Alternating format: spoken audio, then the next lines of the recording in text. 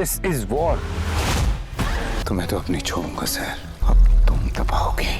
तो दोस्तों drama case number 9 में कामरान ने जो अपनी बीवी के सामने एक पूरी स्टोरी सुनाई कि किस तरह से जो सैर थी उसके साथ मेरा अफेयर था कंपनी में जिस वक्त वो आई, और उसके बाद जो आप प्रेग्नेंट हो गई और फिर हम ऑफिस में इकट्ठे बैठते थे, साथ हमारे रोहित भी होता था, और फिर लंच हुआ, और एक पूरी जो हिस्ट्री जो है वो उठा के अपने अफेयर की उसने अपनी बीवी के सामने रखी है। तो आप लोग कितना कुछ उससे मुत्तफिक हो? क्या आपको लगता है कि सच में सैर ने ऐसा किया? क्या आपको हल्का फुल्का सा ये महसूस हो रहा है कि जो कामरान है वो अपनी बीवी के सामने सच बोल रहा है? क्या ऐसा हकीकत में है तो नहीं कि सैर ने जानबूझ के ये एक जाल बिछाया हो कि ये मेरे साथ इस तरह का कोई काम करे, और उसके बाद मैं जनाब ये कहूँ कि अगर तुम मेरे साथ शादी नहीं करोगे और अगर तुम किरण को नहीं छोड़ते तो मैं तुम पे केस कर दूंगी। कामरान ने जो कहानी सुनाई है उसके दो मोड है। पहला ये है जो उसने ये बताया कि किस तरह से वो आई है, और हमें वो साथ दिखा भी रहे थे जिसमें उसने अजीब से कपड़े पहने हुए थे जो सैर थी, ठीक है, बेढंगे से, जिससे ये साफ नजर आ रहा था कि उसकी नीयत में खोट है, और वो किस तरह से पैक बना के कामरान को पेश कर रही थी, और साथ दिखाया जा रहा है कि वैसे ही वो सीन बिल्डअप किए गए जो कि कामरान एक्चुअल में सुनाना चाह रहा था या अपनी बीवी को दिखाना चाह रहा था कि वो इस तरह से आई है, उसने मुझे ट्रैप किया। हल्का फुल्का अफेयर था लेकिन इसका मतलब ये नहीं था कि मैं उसके साथ रेप करूंगा। तो ये जो पहला मूड है ना, जिससे हमें ये साफ लग रहा है कि कामरान सच्चा है,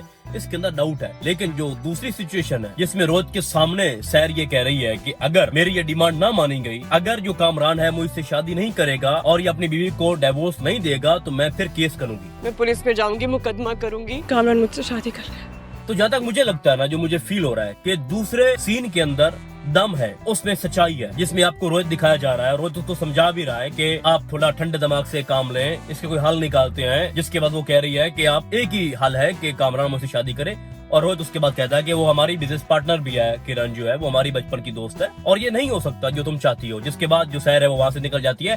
तो मैंने आपके सामने दो कंडीशन रखी है। पहली कंडीशन के अंदर जो कामरान है अपनी बीवी को जो बताना चाह रहा है कि हमारा अफेयर था लेकिन उसने मुझे ट्रैप किया है, ऐसा मैंने बिल्कुल भी नहीं किया था। हाँ, ये मानता हूँ कि मैंने अपने नौकरों को घर भेज दिया था, उनकी जो सिम थी जितनी भी थी वो सारी मैंने रिमूव कर दी थी, नए नंबर उनको दिए थे, और उसके बाद आप जो भी सोच रही हो वो ठीक है, लेकिन जो उसने मेरे पे इल्जाम लगाया है वो सरासर झूठ है, वो मुझे ब्लैकमेल कर रही है। तो यहाँ पर दो चीजें हैं भाई साहब। पहली में ये है कि कामरान जो है जो उसने एक पूरी स्टोरी डाली अपनी बीवी को, वो सिर्फ उसकी गेम है, ऐसा हुआ नहीं है, ठीक है। सैर उसके बाद आई जरूर थी और उसको ये भी लगता था कि इसकी बीवी यहाँ पर मौजूद है और रोहित के साथ उसकी वाइफ भी होगी, तो कामरान कुछ करना भी चाहेगा ना तो उससे कुछ हो नहीं पाएगा। लेकिन उसने एक पूरा प्लान तरतीब दिया था जिसकी वजह से जो सैर है वो जाल में फंस गई। अब मैं बात करता हूँ दूसरे सीन की जिसमें रोहित मौजूद था। तो हुआ ये था उस वक्त कि जब सैर के साथ ज्यादती हो चुकी थी, फिर रोहित आता है, तो सैर ने अपनी इज्जत को बचाने के लिए एक डिमांड रखी थी, और वो ये थी कि अगर ये मेरे से शादी करता है तो मैं आगे कोई भी स्टेप नहीं लूंगी और मैं इसको माफ कर दूंगी। लेकिन यहाँ पर भी एक डाउट है, अगर आप जरा गौर करो तो कामरान उसको ये कह रहा होता है शहर को कि गलती भी तुम्हारी,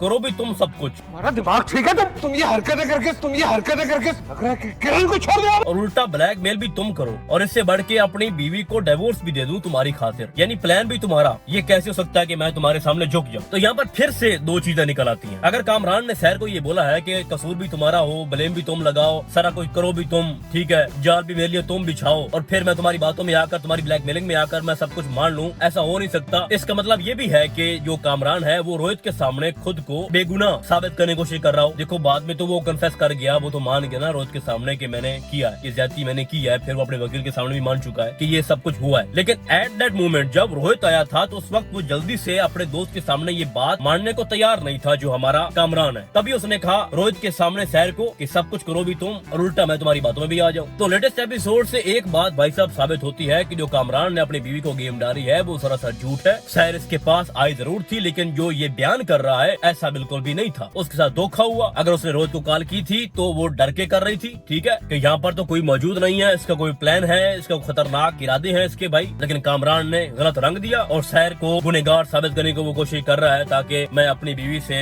जुदा ना हो जाऊं, क्योंकि वो फंसा हुआ ना भाई साहब, ठीक है। वो बिजनेस पार्टनर भी है उसकी वाइफ के साथ साथ और उसका बड़ा होल्ड है इसके ऊपर, ठीक है। तो अब तो सब कुछ कोर्ट में होगा ना भाई, तो इतना जल्दी से जो सैर है उसको इंसाफ नहीं मिलेगा, ठीक है। उसके बाद कोई सबूत नहीं है, उसके पास कोई एविडेंस नहीं है, एक होता ना ठोस सबूत है। उसने मेडिकल नहीं करवाया, उसने अपनी मजबूरी बताई कि मेरे माँ बाप ये नहीं चाहते थे, उसकी फैमिली ने उसको सपोर्ट नहीं किया। तो आप लोग एक बात माइंड में रखो कि सैर जो भी कह रही है ना वो सच कह रही है। उसके साथ जो हुआ है वो बहुत ही बुरा हुआ है और उसको इंसाफ मिलना चाहिए, ठीक है। ठीक है। अब लेटेस्ट एपिसोड के अंदर हमें एक सीन दिखाया गया शुरू में, जब रोहित घर आता है और उसकी बीवी जो है वो सोने की एक्टिंग करती है और उन दोनों में जो कन्वर्सेशन होती है बड़ी इंटरेस्टिंग होती है और वो उसको ये कह रही होती है कि मैं सच का साथ दे रही हूँ और तुम उस इंसान का साथ दे रहे हो जो कि किसी भी सूरत में इंसान नहीं लगता। तो वो कहता है कि वो मेरा दोस्त है और मैं अपनी दोस्ती निभाऊंगा। देखो ये कुछ अरसे तक चलेगा, इन दोनों में नोक झोंक लगी रहेगी रोहित और उसकी बीवी में, लेकिन जैसा कि मैं हर वीडियो के अंदर ये आपको बताता रहता हूँ केस नंबर 9 को लेके कि जो कामरान है वो एंड तक नहीं फंसेगा, लेकिन उसको एक बंदा जो है वो लेके डूब जाएगा और वो है जनाब इसका दोस्त रोहित। क्योंकि उसकी जो बीवी है वो पीछे नहीं हटने वाली, उसने साफ ये कह दिया है कि मैं तुम्हें भी छोड़ सकती हूँ, अगर तुम बार बार अपने दोस्त का साथ दोगे,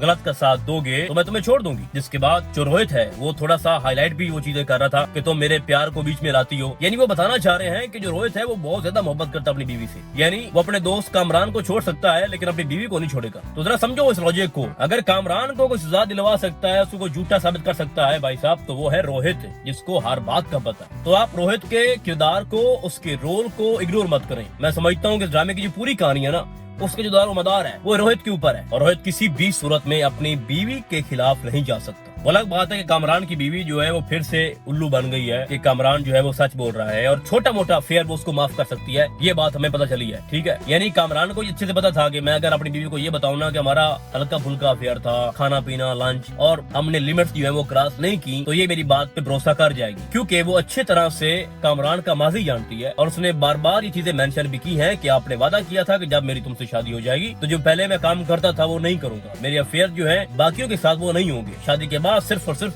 तुम होगी। तो इसका मतलब ये है कि कामरान को पता था कि अगर ज्यादती से मैं बाहर निकलता हूँ तो बाकी इसके लिए जो चीजें हैं वो मैटर नहीं करती। अब नेक्स्ट स्टोरी के अंदर आपको दिखाया जाएगा कि जो कामरान है उसने खुद से ये वादा कर लिया है कि या तो मैं खुद को बर्बाद कर दूंगा या फिर सहर को नहीं छोड़ूंगा। जिस तरह से वो अपनी बीवी के सामने ये बोल रहा था कि everything is fair in war and love, ठीक है। तो इसका मतलब ये है कि आने वाली जो एपिसोड्स हैं वो बड़ी इंटरेस्टिंग होने वाली हैं और आपको बड़ा मजा आएगा कोर्ट के अंदर, जहाँ पर बहस मुबासा होगा, आर्गुमेंट्स होंगे, सवाल जवाब होंगे, गवाह पेश होंगे, ठीक है, और साथ जो हमारा जज है उसकी इंटरेस्टिंग बातें और बुखारी साहब के बेतुके सवाल और कहानी पे कहानी डालना। जिस तरह से आपको दिखाया जाता है कि जो सैर है वो बुखारी को ये कहती है कि आपके घर में माँ बहन नहीं है, तो वो कहता है कि है जरूर लेकिन आपकी तरह नहीं है। तो इस तरह के सीन आपको डेवलप करके दिखाए जाएंगे, ठीक है। तो अभी तो ड्रामा काफी बड़ा है, इसकी स्टोरी बड़ी लंबी है भाई, लेकिन मैं फिर से कहना चाहूंगा कि कामरान जो बड़ा ही गेमर है, ठीक है, और उसने अपनी बीवी को मुतमिन किया है और जब तक रोहित का मुंह बंद है उस वक्त तक ये बंदा महफूज है, और जैसे ही रोहित का मुंह खुल जाएगा, जैसे ही उसको गैरत आएगी, और मैं ये फील कर रहा हूँ कि वो अपनी बीवी का मुकाबला लंबे अरसे तक नहीं कर सकता। और उसने अपने